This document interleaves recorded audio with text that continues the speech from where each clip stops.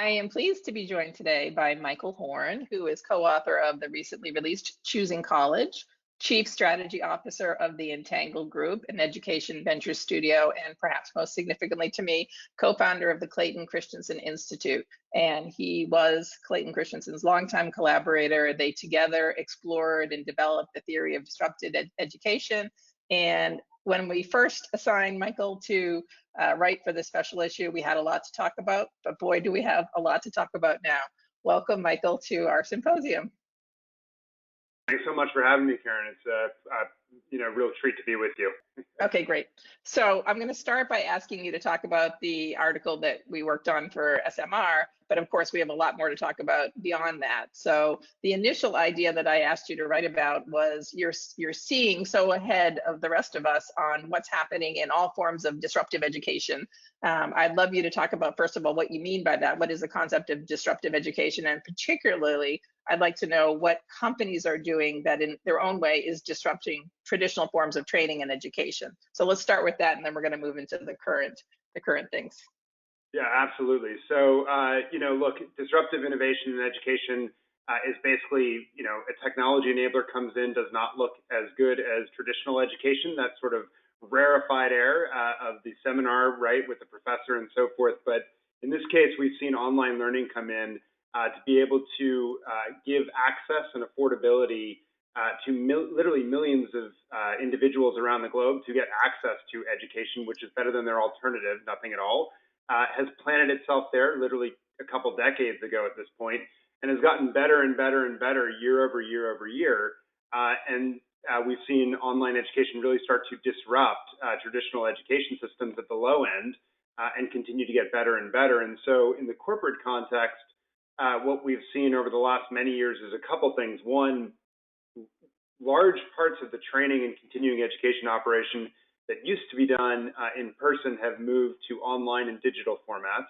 And then secondly, I think before COVID-19 hit, we were just starting to see corporations move rather aggressively to start thinking about the continuing education and education training that they did, not as a nice to have sort of benefit on the side, but really as a strategic move to use it to drive value and to drive key performance improvements of individuals, and actually start to measure the return on investment from these investments in digital and online learning to actually improve the performance of the companies themselves and the individuals and the retention of those individuals. So we were really starting to see, I would say, this wave of disruptive innovation actually start to pop into the mainstream and become a strategic asset as opposed to a nice to have.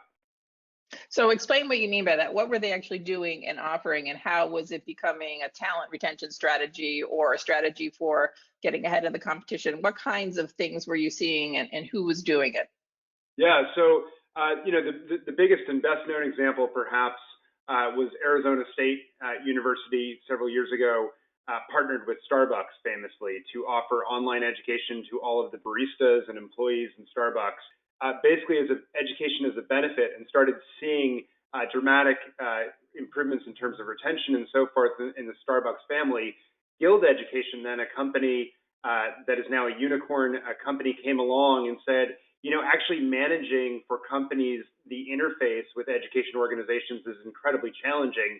We'll do this with a portfolio of colleges and universities and offer it as a benefit on our platform to employers. And so they started with Chipotle, Walmart, Disney, and other large-scale employers like that. And they've been measuring the return on investment and getting stunning improvements, basically, for every dollar you invest in education as a benefit for employees. Employees are far more likely to stay at the company, have much more loyalty, express satisfaction, engagement goes up, and so forth. And Guild has started to measure these in pretty robust ways to allow employers like Walmart to be able to make very strategic choices about the program mix that they're offering their employees and where do they want to deploy them so that they can upskill their employee labor force. I guess the other quick example would be Amazon, which, about 6 months ago, which feels like an eternity ago now, announced that they were going to spend $700 million over the next few years upskilling 100,000 of their 300,000 employees. They basically saw the risks of artificial intelligence and technological automation coming in, said that people are still going to be very important to our operations in sort of using what I would call human skills, differentiated from these rote-based tasks that machines can do quite well. And they said, we actually think that universities on their own are not going to be able to upskill these people quickly enough and with the skill sets that we need. We're going to make a direct investment in helping these 100,000 employees skill up for our future. And so they started investing. They have partnered with many outside organizations to offer online solutions to their employees, but they're also offering their own classroom spaces, in effect, for these employees, raising the question, will Amazon itself at some point do some of this education directly? They employ some leading researchers on the future of online education already that they've poached from places like Stanford. They might just, frankly, create these training materials themselves and do an end run around the higher education system to upskill employees. So a lot to break down there. Let me go back and ask some questions, and we'll go back to Amazon, because that's sort of interesting and scary, right? Yeah. What does your crystal ball tell us is going to happen, next year and in the years after with college level education? And what are we learning now that's useful, and what are we learning now that's a bad sign? Yeah, so I look, it's really uncertain for traditional colleges and universities right now. The big driver of that is we don't know if they'll open up in the fall, right? And so already we're seeing significant numbers of students saying that they are planning to attend college much closer to home, just in case they have to evacuate all of a sudden, get back home quickly, as your own daughter had to from across the pond, as they said, as they say to you.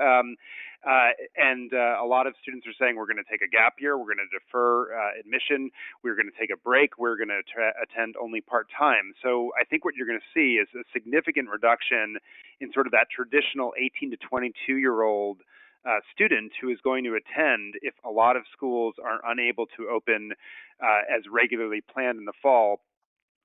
My own gut is that that could be more than 10% enrollment drop, frankly, across the sector. And then I think in turn that could hit revenues upwards of close to 20%, frankly.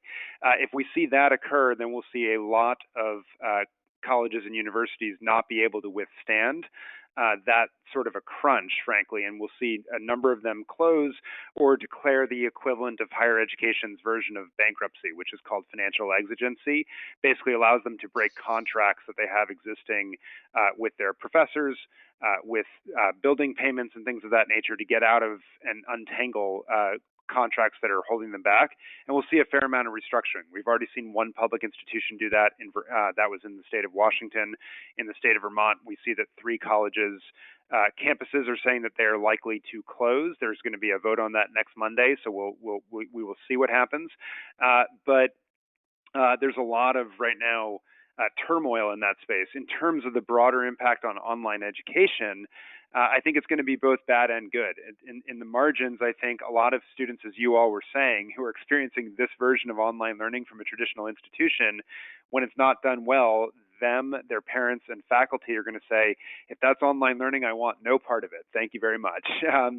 But I think at the margins, you're going to see more students start to say 2 things. One, particularly adult learners, those who were in the workforce until recently and have been laid off, they're going to go to the most affordable online program out there, and they're going to look at some operations that have been doing this for a really long time and doing it really well. So Western Governors University, Southern New Hampshire University, Arizona State University, places like that that do online learning well, do it affordably, they're going to come to those options. And then secondly, I think some students who are, we're going to go to a physical campus say, if I'm not going to get that physical campus experience, I don't want to pay $50,000 plus to attend online in a crummy experience, but I still do want to keep learning in my studies at an accredited university, and I think they'll start looking for some online options that are affordable, even if it's a class or 2, or maybe they'll take 4 just to get ahead a semester, and then they'll transfer back at some point. But those experiences, I think, will create a more positive image of online learning. So I think it's going to be both bad and good for online education, but the longer that the crisis goes, I predict the more people will look for online learning as a place where they can learn during the pandemic. They can stay in the safety of their homes, and frankly, they can upskill. And those who go to really good experiences, I think, will start voting with their feet, and that'll just simply fuel the rise further of the disruptive innovators, which is to say, you know, we shouldn't expect a lot of the traditional institutions to actually do the disruptive innovation. These upstart institutions will be the ones that over time gain volume, and that's where the disruption will really occur. And COVID-19, I think, has accelerated that process. Like Southern New Hampshire University, which none of us probably knew at all 15 years ago and is now one of the most innovative and successful online universities in the world. That's right. It's excess of 130,000 students now. So just to take you back when Paul LeBlanc, the president there, who readers are of course familiar with, when he started at Southern New Hampshire University, this was a struggling small liberal arts college in New Hampshire that was frankly on the brink of going out of business potentially. They had only a couple thousand students in the brick and mortar, and he noticed that they had this small online operation, which you've written about, and competing against luck, of course, as well. They really realized, hey, one, from Clay's research, this should be treated as a separate entity, not confused with the brick and mortar operations. And two, from a jobs to be done perspective, they realized that these are adult learners who are coming to us in the language of our book, Choosing College. They want to step it up in their lives. They sort of feel like it's now or never. Other people are depending on them, and their turnaround times for getting enrolled and moving through the program are dramatically different from a junior in high school, say, who's just putting in an inquiry about what is the brick and mortar physical education experience like. And as you write about compellingly, and competing against luck, that changed everything from a process perspective for Southern New Hampshire University. All of a sudden, they realized they needed to give response times in terms of financial aid letters in matters of seconds, minutes, and hours, as opposed to months and years in some cases. It meant that you had to have life coaches there to support the online learners, because you weren't going to be physically proximate with them and support them, not just into the experience, but then through to graduation and into jobs in some cases. So a dramatic restructuring as a result, once they realized what an online student, the job to be done that they had. And they've, as you said, experienced unbelievable growth to over 130,000 students now. I believe they're the largest university by students in the United States now, and they are continuing to grow. And I suspect they will continue to do quite well, serving Americans getting back into the job market during these tough times. That you raised a question about them putting in online coaches basically to help students along when you don't have face-to-face. That brings us to, we have a lot of questions from our audience. Let me start with a few of these, and we may have touched upon some of these topics a bit, but I'm going to go faithfully to the questions. So one of our listeners says, when we think about innovation, we think about tacit knowledge, learning by doing. The transferring of tacit knowledge demands face-to-face interaction. So how can online education deal properly with that? The fact that there is not I guess there is face-to-face, but not in the same way. There's not learning by doing. So obviously, what do you see that can bridge that gap? Or is that a gap that's even a gap in reality? Is that just something we think is one way, but there are other ways of doing it? Yeah, so I would love people to step back a little bit and consider what the typical education experience is for many Americans in higher education, which is not a very small seminar in a or lab-based experience for folks. It's often a large lecture hall where you're in undifferentiated masses. Clay Christensen, when he was alive, used to joke that distance learning has been alive and well for anyone past the 10th row of a lecture hall for a long time, that this is not actually a new phenomenon.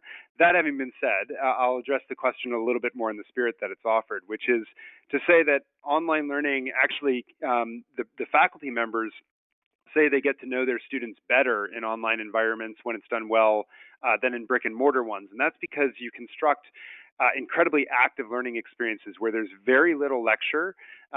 You can watch a little bit of content asynchronously, so not in the class session, and then you're using the class session really to answer questions, to have conversations with your peers, to work with your faculty member, and you can actually see each other often in immersive learning environments like what the Minerva project offers. They have an active learning platform, which if anyone wants to just check out, there's an Atlantic article from a few years back describing what this thing is like. it is the most intense, incredible educational experience you can possibly experience.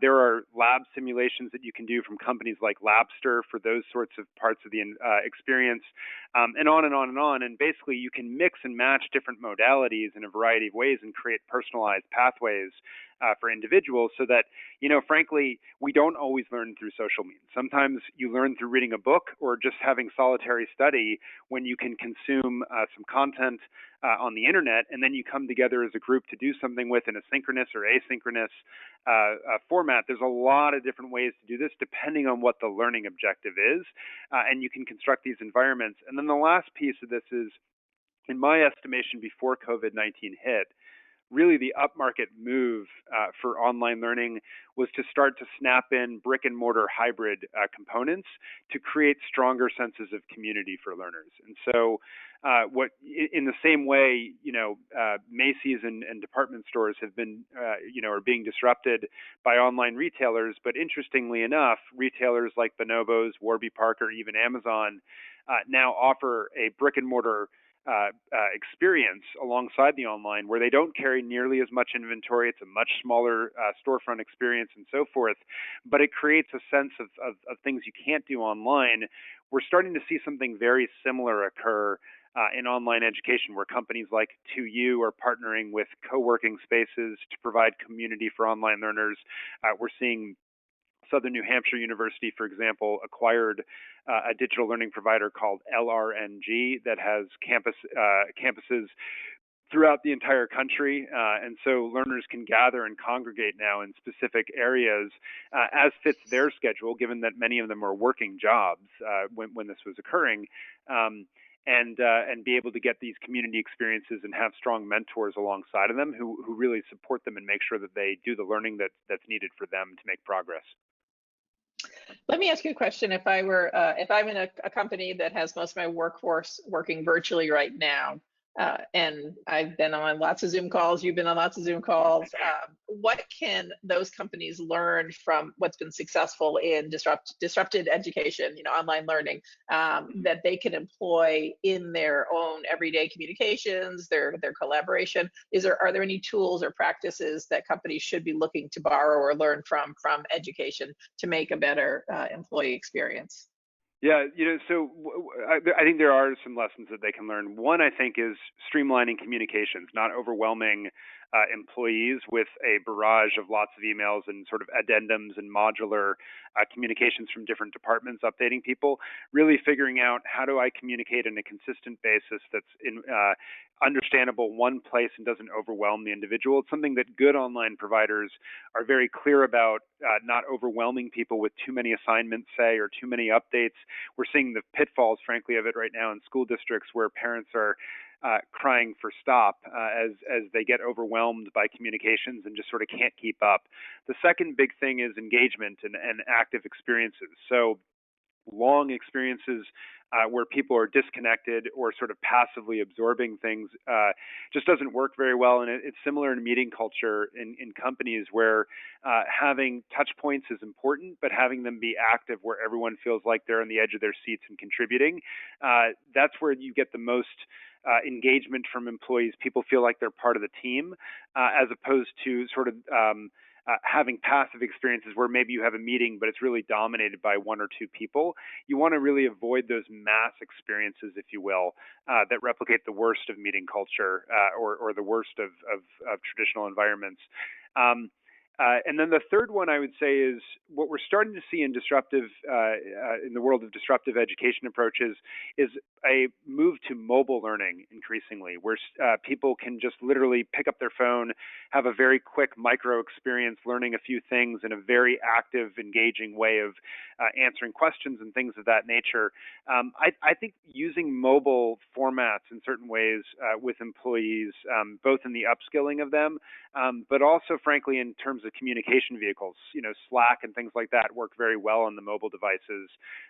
For companies, it creates just a very light way for people to stay in touch, but it doesn't overburden them at the same time. And I think there's some tips to be learned from the move to mobile in education. Let me ask another audience question, which is totally different subject, but when you talk about sort of less than perfect things, I think this is a painful and interesting question to see what your thoughts are on. What about what's become very obvious to all of us, the gap, the socioeconomic gap between Yeah. schools and parents and families that are quickly able to have laptops for kids and bandwidth and cameras so they can continue learning, and so many of the lower income public schools where it's just not an option. Even the best case scenario may be the computer. There's a computer in the classroom or the teacher has a computer. What, if anything, can be done to help make that gap not so gaping and horrible for people who don't find themselves with all of the technology sort of at their fingertips just to figure out how to use better? Yeah, it's a great question. Look, one, the federal government can play a role here in the same way that in the 30s they turned on electricity for rural environments. I think at this point, internet connectivity is the same sort of utility, if you will. And so you could see the federal government start to step up and provide internet connectivity to low-income households across the country. I think that would be a prudent first step. That's what the federal government did, frankly, to connect school buildings and classrooms, which 5 years ago did not have high-speed internet connectivity in many of them. Today, 99% have connectivity in all their classrooms. So you can see that sort of a movement there. The second thing I think is that companies and education organizations themselves actually ought to use their budgets to basically pay for the low-income folks that work with them and need access, or low-income students, and give them that connectivity and hardware that they need. And that's actually a good use of budgets, is not necessarily to spend on a one-to-one laptop in the school environment, say for every single child, but for an individual that truly can't afford it, has financial hardship. I think that's an important expenditure, and you actually want a device. Say, you've got 3 kids in high school or something like that. You want each of them to have their own device. That's not something that's a shared resource in a household. And so having providers and the government actually directly support that, I think, is important. All right, and our final thoughts for closing out our session here. Any final thoughts you want to tell us to buckle up our seatbelts to get? What are we going to see in the next year or 2 years, or are we going to look back at this fondly as a time when we quaintly thought of it as an additional tool, online learning as an additional tool? What give us sort of food for thought so that we're prepared for what's coming? Yeah, I'll tell you what, from a corporate perspective, in the article that I wrote for the journal, I was suspect that certain categories would survive whenever there was an economic downturn, like education as a benefit, for example. I had my concerns. I think actually based on what I've seen so far, I actually think education as a benefit is going to be a much bigger category and have more durability than I thought, for 2 reasons. One, companies are seeing that when they've invested in employees through the benefit, you can't take it away once you've given it. So you may have fewer employees, but you're actually not going to take away the benefit. And second, that they're actually doing way more measurement of return on investment in that category than I realized.